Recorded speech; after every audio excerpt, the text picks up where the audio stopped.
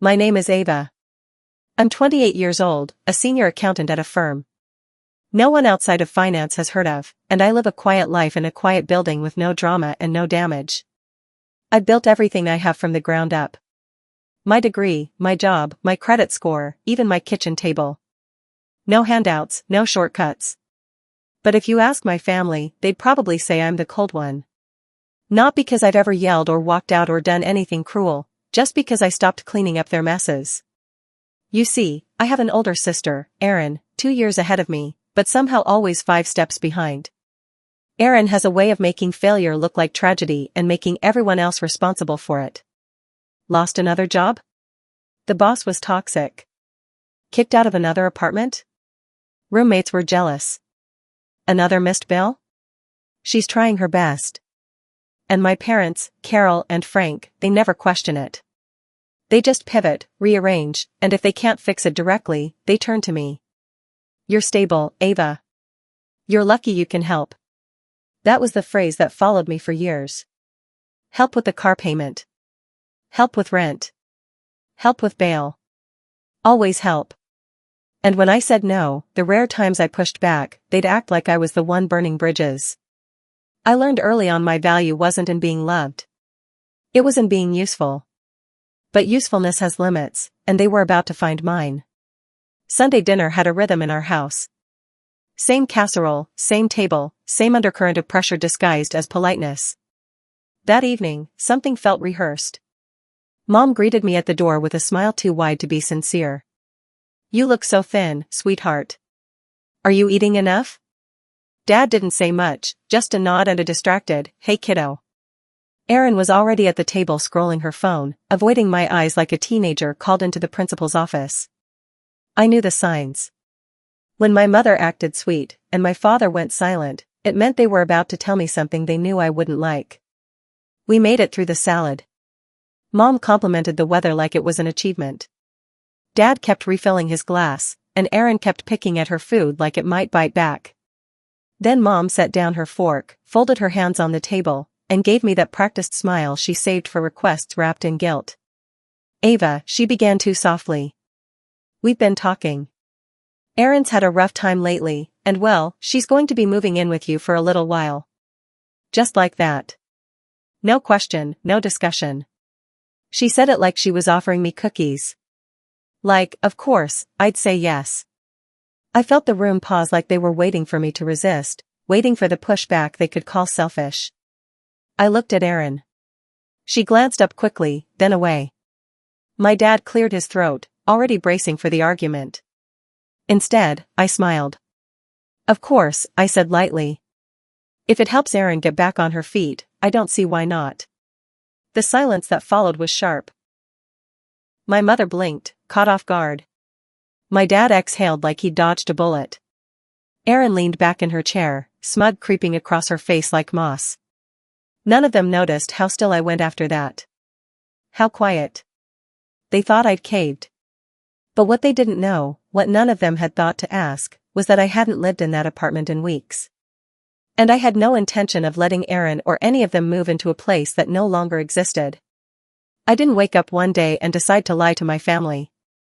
It took years, years of quiet disappointments, of guilt-wrapped favors and memory-hold sacrifices, of realizing that in my family, survival came with strings, and being the strong one just meant being the most convenient to use.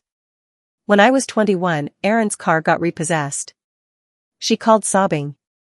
Said she couldn't get to her new job. Said this one was different. She just needed a little help getting started. My credit was clean. Co-signing felt like a small thing. She stopped showing up to that job 3 weeks later. Missed the payments. Guess whose credit took the hit? At 23, Mom called me crying because the mortgage was past due. Dad had been laid off. Erin had moved back in. I wired $2,000 the next morning. No one thanked me. At Christmas, Mom handed me a mug that said, "World's Best Daughter," and I almost laughed. At 25, Erin got a DUI. First one we knew about at least. Dad asked me to keep it quiet. Said it would destroy the family's reputation. I paid for the lawyer. Erin never said a word. A year later when she got pulled over again, and I refused to help. Mom called me cold. "You've never understood what it means to worry for someone you love," she said. "Aaron's life is harder than yours." That was the moment I knew. Not suspected, knew. They didn't see me. They saw a function, a faucet they could turn on when something broke. A wallet that smiled. I started pulling back, politely, declining, changing topics, saying, "I'll think about it," instead of yes. They noticed. And they didn't like it. One night, I found myself sitting alone in my apartment. The condo I'd bought without help, decorated on clearance sales paid for month by month with numbers and spreadsheets and quiet diligence. I stared at the front door and realized I didn't feel safe in it anymore because it wasn't mine. When they wanted something, it was always ours, just like my time, my money, my patience. So, I made a decision. I called a realtor, sold the unit quietly, legally. Without fanfare, I moved into a small rental on the other side of town. No one asked where, and I didn't offer it. I could have told them, but I didn't. Not out of cruelty, not out of revenge, out of preservation. Because sometimes when you grow up in a family that only remembers your usefulness, the kindest thing you can do for yourself is disappear just enough to breathe. The text started on Monday. "We'll bring Aaron's mattress Saturday morning. Frank's loading the boxes Friday night. She's excited to finally have her own space." I didn't reply. I didn't need to. They were speaking to a version of me that no longer existed. Each message assumed I would open the door, rearrange my life, absorb the weight without making a sound. They'd done it before. They just didn't know I had stopped listening. By Thursday, Mom was texting me daily. "Let me know if you need anything cleaned before she moves in. Aaron says she won't be a burden. She's bringing her own dishes." That one made me laugh quietly to myself over coffee. She hadn't washed a dish in her own apartment in years, but I let it all play out. I didn't push back. I didn't correct them. I waited. Saturday morning. I left early. Coffee first, then a drive across town to nowhere in particular. I walked through a farmer's market I didn't plan to buy anything from. Stood in the sun longer than necessary. My phone vibrated in my pocket 3 times before I looked. Missed calls. Voicemails. I let the 4th call go through. Ava. It was Mom, but not her soft voice. The brittle one, the one layered with panic. "What's going on?" she demanded. "There's someone here. Some man. He says he lives in the condo. Says you don't live here anymore." I let the silence stretch. I wanted her to feel it. The unfamiliar space, the missing certainty. "You didn't tell us," she snapped. "You never said a word." "No," I replied evenly. "I didn't." There was scrambling in the background, the rustle of bags. Dad's voice sharpened low. Aaron saying something I couldn't hear. "Ava," Mom hissed. "What is this?" "I sold the condo," I said simply. "Weeks ago." "You what?" I moved out quietly. I didn't think it mattered. No one asked where I lived, so I didn't say. For a moment, nothing. I imagined them standing on that porch, bags on the ground, arms crossed, realizing they'd planned an invasion and showed up at the wrong castle. Then Dad's voice cutting through. "You lied to us. You said she could move in." I said, "If it helps Aaron, I don't see why not." I didn't say where. Another pause. A sharp inhale from Mom and from Aaron. Finally. "So what? We're just what? Supposed to figure it out now?" She sounded young when she said it. Not angry, just lost. And for the briefest second, I almost answered, but I didn't. Because here's what they didn't know. I hadn't changed the locks out of anger. I hadn't sold the condo to make a point. I did it because I was tired of living in a space that never felt mine. I did it because I deserved to walk into my own home and not brace for impact. And because sometimes the kindest thing you can do for people who refuse to change is to stop making space for them. They thought that was the end of it. They were wrong because by evening they were standing at my door. I knew they'd come. Even as I sipped my coffee that morning, even as I let their voicemails pile up, I knew Mom wouldn't let it go. She'd dig or call someone or show up just to prove a point that no matter how far I moved, I was still reachable, still obligated. By sunset, the knock came. 3 quick clipped hits. The kind you hear when someone's trying to stay polite but is barely holding it together. I looked through the peephole. Carol, Frank, Aaron, and a trunk full of boxes parked on the curb like it was moving day. I opened the door halfway. "You found me," I said flatly. Mom looked flushed. Her lipstick faded and hair pushed back like she'd run her hands through it too many times.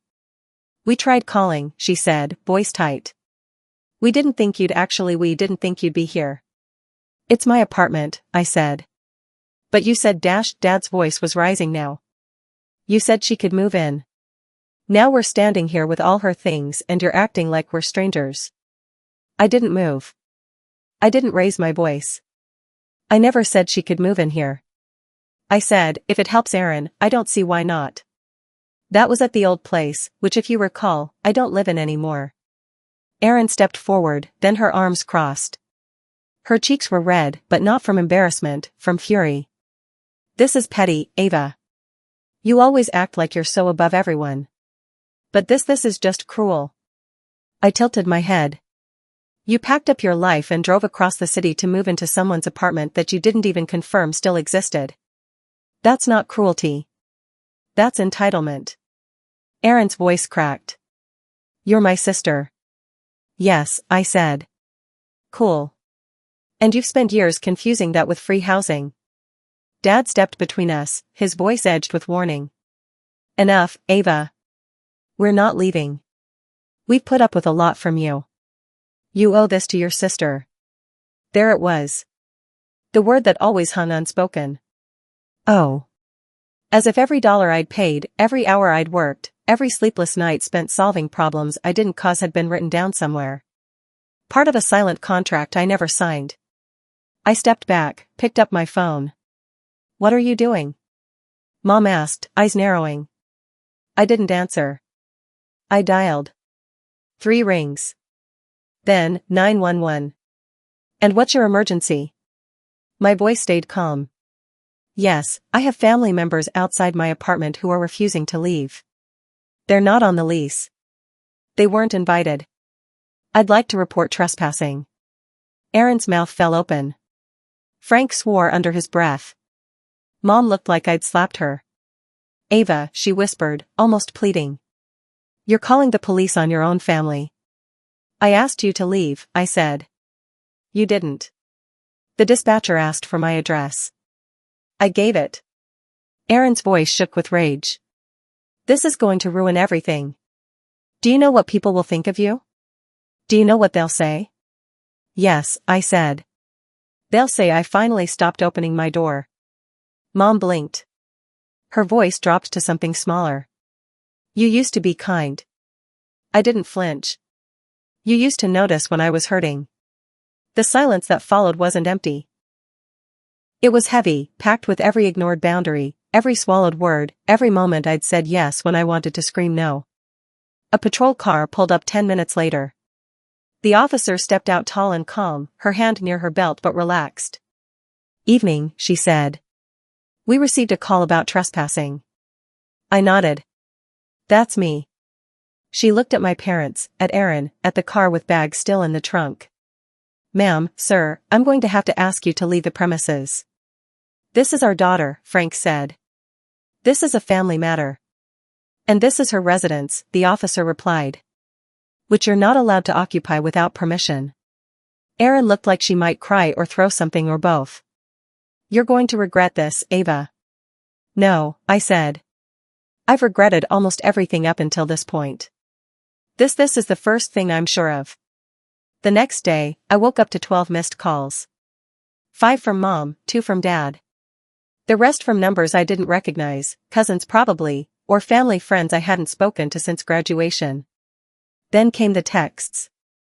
"Why would you do this to your own sister? Your mom is devastated. Aaron sleeping in her car. Is that what you wanted?" I didn't reply. I just scrolled. Eventually, I found it. A Facebook post from my mother. Public, 3 paragraphs punctuated by heartbreak emojis and a photo of Aaron as a toddler. We raised both our daughters to care for each other.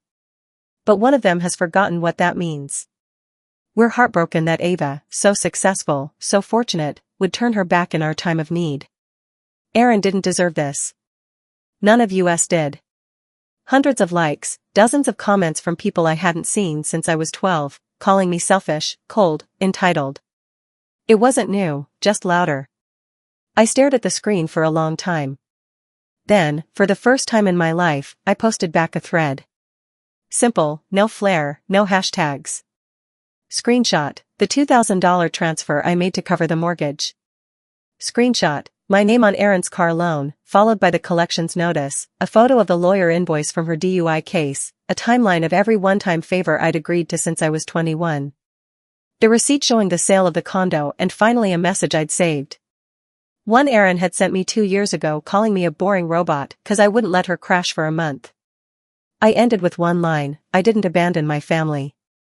I just stopped volunteering for emotional debt. I turned off my phone after that, not because I was afraid, but because I didn't need applause. I just needed quiet. And for once, I had it. That night, the apartment was still.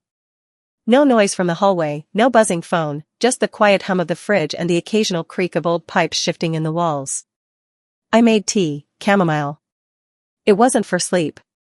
I didn't need help sleeping anymore. It was for the ritual. A soft cup held in both hands, steam rising like forgiveness I hadn't asked for. My phone lit up once. Mom, then again, Aaron. I didn't open the messages. I didn't have to. I knew the rhythm by now. Shock, anger, guilt, pleading, always in that order. I blocked both numbers, not out of cruelty, not out of pride, but because not every door deserves to be knocked on forever. I walked out onto the balcony. It was cold, but not sharp. The kind of cold that reminded you you're alive.